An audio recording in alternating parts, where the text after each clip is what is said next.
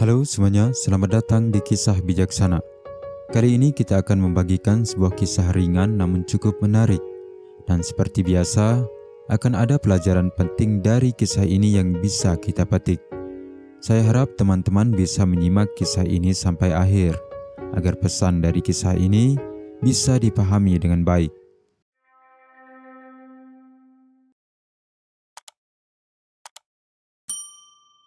Alkisah di dekat sebuah hutan yang dialiri sungai yang jernih, terhamparlah sebuah kebun buah-buahan yang cukup luas. Kebun itu adalah milik seorang petani yang rajin dan bekerja keras. Dia merawat kebun itu setiap hari, memanen dan menjual buahnya sebagai sumber penghasilan. Dan tidak jarang, ia juga membagikan hasil panennya kepada para tetangga dan orang yang membutuhkan.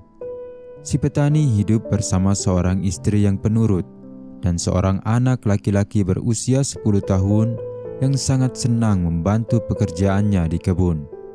Setiap hari, jika tidak bersekolah, sang anak akan selalu berada di kebun membantu sang ayah. Hingga tibalah saatnya untuk memanen dan menjual buah-buahan tersebut guna memenuhi kebutuhan keluarganya. Suatu pagi yang cerah, setelah mempersiapkan semua peralatan, berangkatlah ia bersama anaknya untuk memanen buah di kebunnya.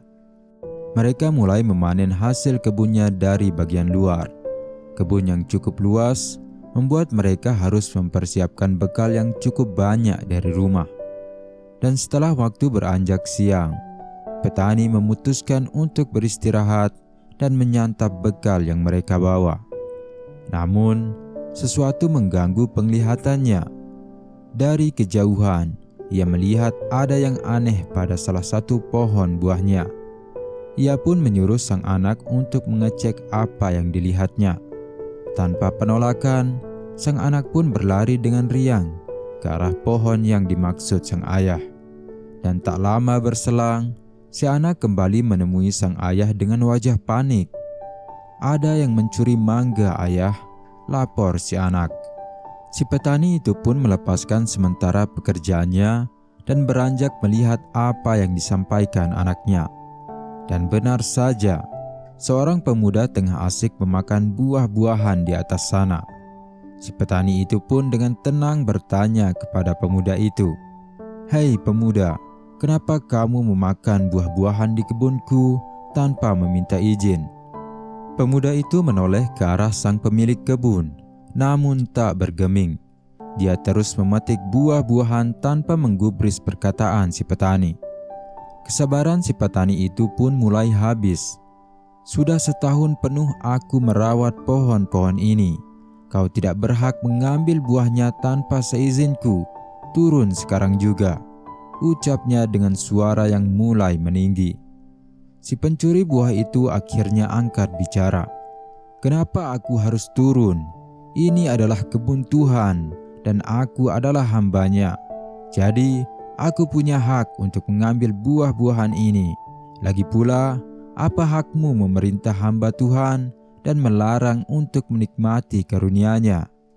Si pemilik kebun itu tercengang mendengar jawaban tersebut.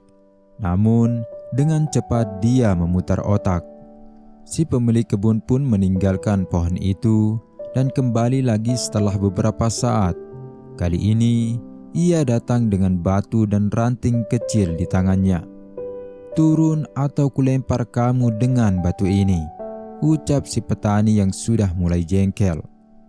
Tidak memiliki pilihan lain, si pemuda itu pun akhirnya turun dari pohon itu dan menghampiri si petani karena takut kena lemparan batu.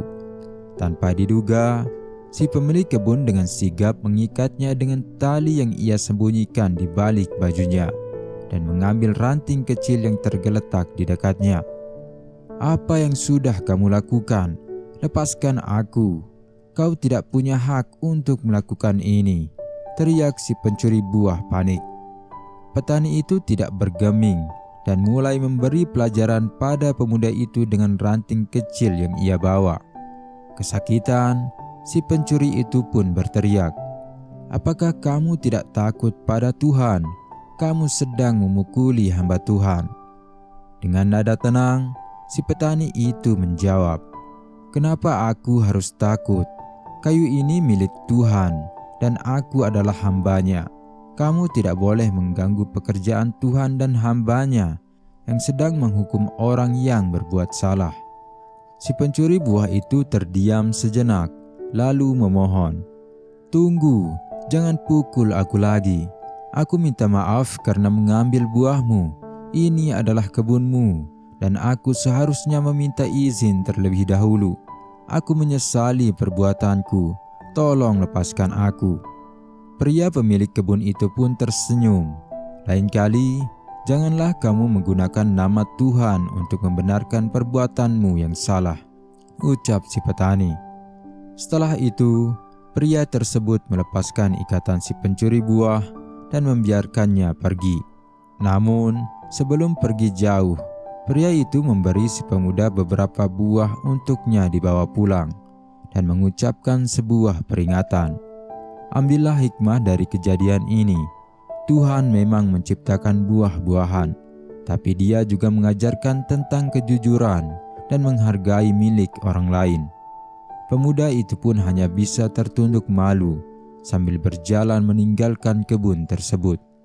Dia sadar bahwa dia telah bersalah dan berjanji pada dirinya sendiri untuk tidak akan mengulangi perbuatannya lagi. Dari kisah ringan ini kita bisa belajar bahwa sangat tidak elok jika kita membenarkan perbuatan buruk dengan mengatasnamakan agama. Perbuatan buruk berbanding terbalik dengan prinsip yang agama manapun ajarkan. Jadi, orang yang sudah berani berbuat keburukan dengan mengatasnamakan agama benar-benar berbahaya, karena mereka sudah tidak merasa takut dengan kekuasaan Tuhan. Seperti penipuan atas nama agama, dukun palsu berkedok agama, hingga perang berkedok agama. Semoga kita semua bisa menjadi lebih bijak dalam hal ini. Sekian kisah kali ini. Jangan lupa tinggalkan like dan komentar positif jika video ini bermanfaat. Terima kasih sudah menonton dan sampai jumpa.